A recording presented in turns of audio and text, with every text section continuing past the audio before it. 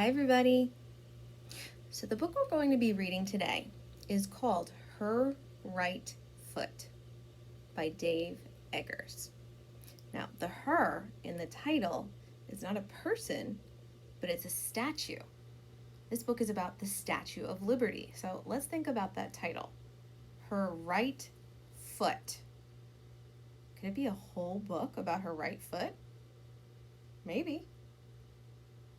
Since we're talking about life long ago and today in our field trip this week, I wanted to read you this book because it's about the Statue of Liberty, who came to the United States long ago, but is still here today, and what it means, okay? So you might notice I don't have a book in my hand. I'm going to be reading a book on a device. Do you remember what that's called when you read a book on a device? It's an e-book, that's right. I need a device that uses electricity to read it.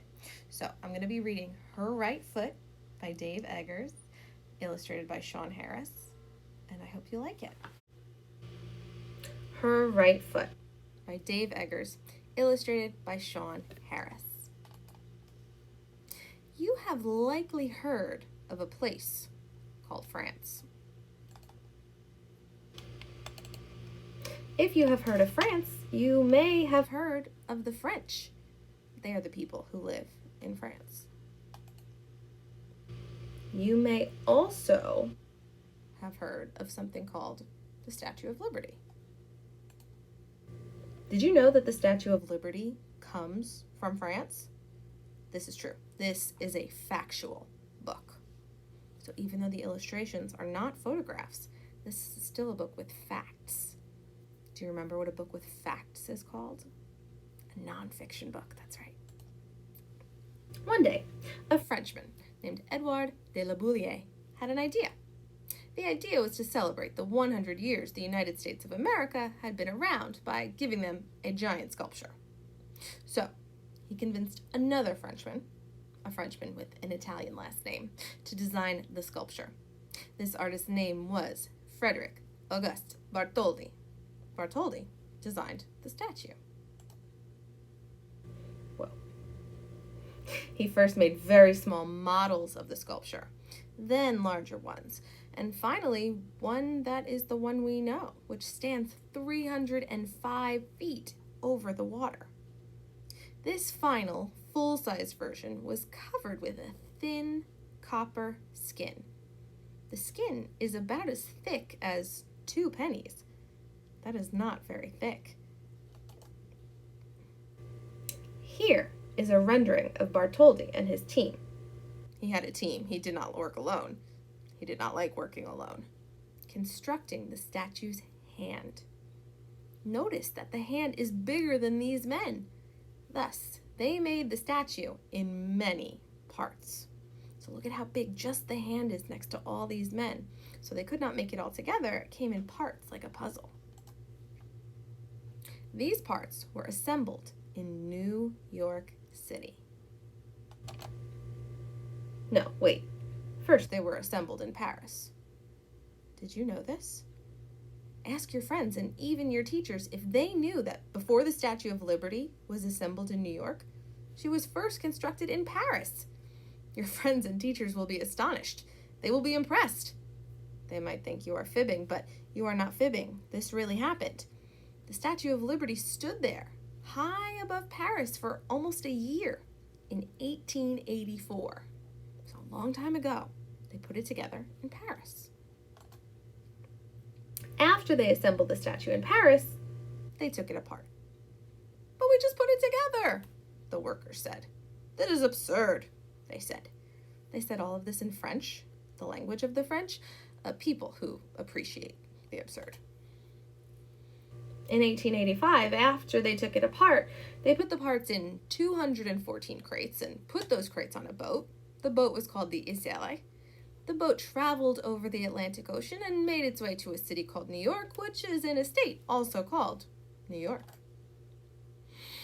Hundreds of workers, perhaps 214 of them, took the pieces out of the 214 boxes, then began to rivet the pieces together.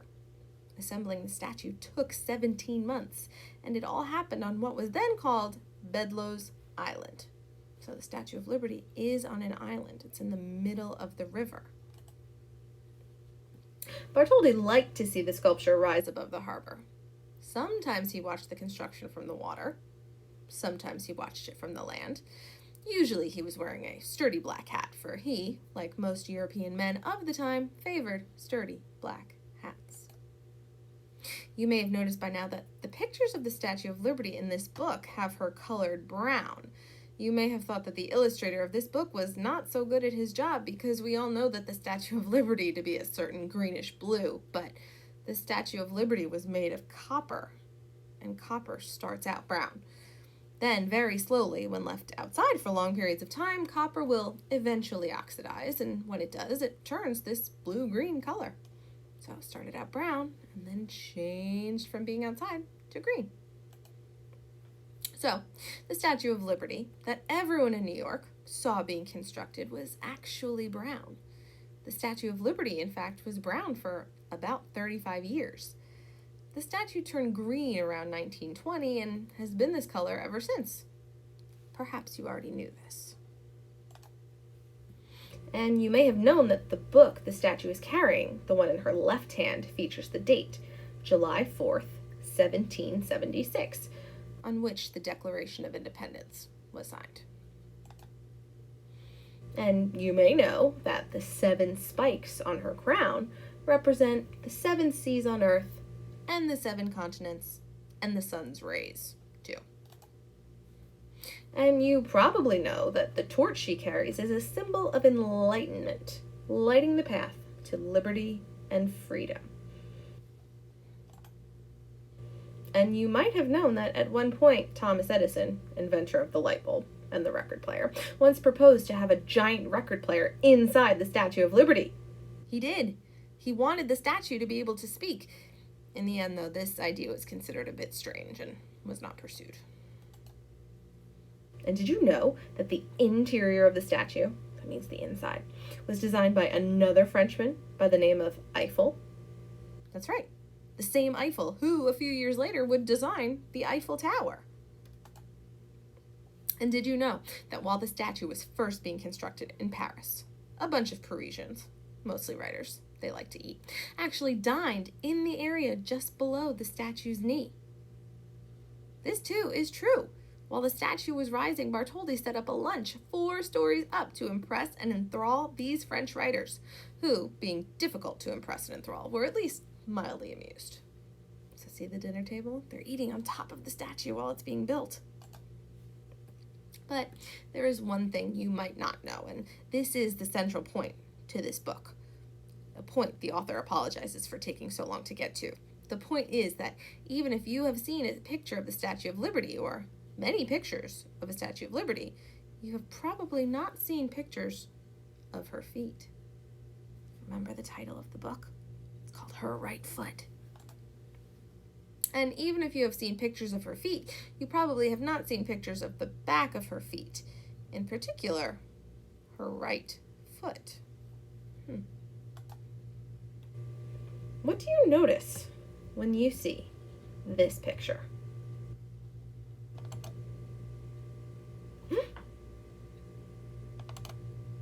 That's right. She's going somewhere. She is on the move. Let's pause here and collect ourselves and think about this. Let's discuss this. Let's think about and discuss the fact that this is the largest sculpture in all the land and the most iconic symbol of the United States of America. Let's talk about the fact that this statue has welcomed millions of visitors and immigrants to the USA. People talk about her unusual headwear.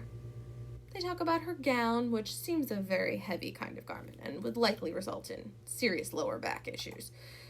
They talk about her beautiful torch and the severe look on her face. But no one talks about the fact that she is walking.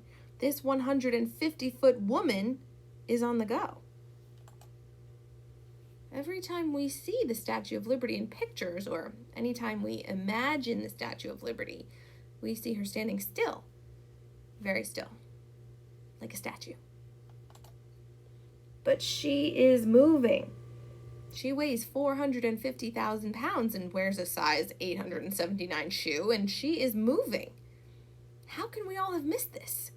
Or even if we saw this and noticed this, how is it that we have seen and noticed a 450,000-pound human on her way somewhere and said, just another 150-foot woman walking off a 150-foot pedestal? Most important, where is she going? Is she going to Soho to get a panini? Is she going to the West Village to look for vintage Nico records? No.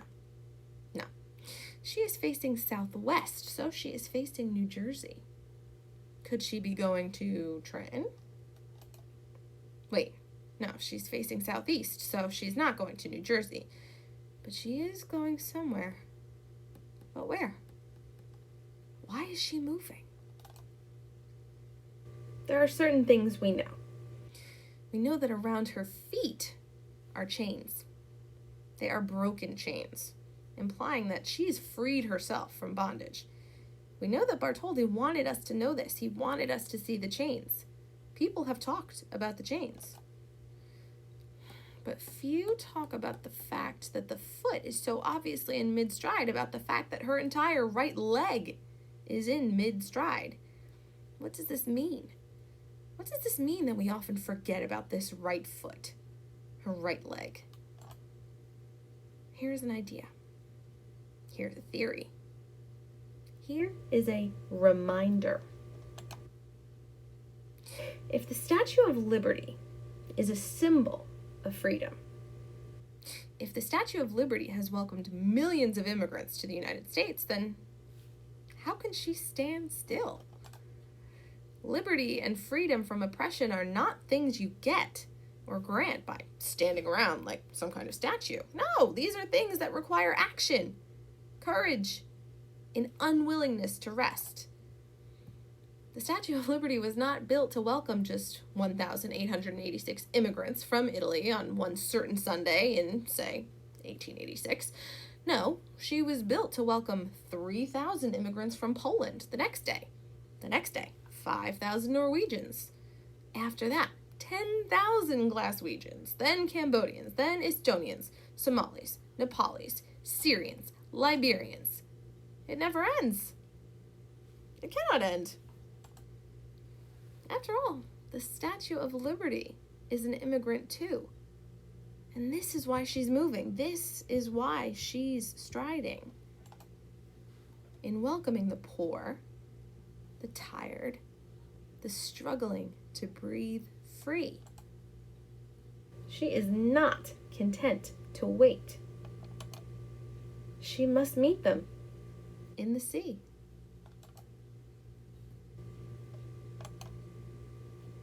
There she is. The end.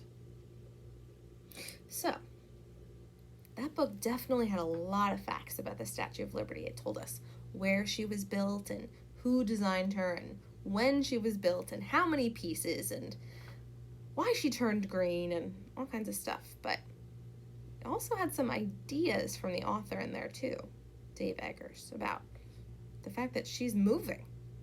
She's walking. Now, we know that a statue stays still, but the statue is not standing very straight. The statue is designed to look like she's walking. Do you agree with Dave Eggers? Is she walking because she's always doing work? She's always welcoming new people to the United States? And that takes work. You can't just stand still and wait for it to happen. I don't know. I hope you liked the book. I loved learning all of that about the Statue of Liberty, and I hope you did too. I'll see you next time. Bye.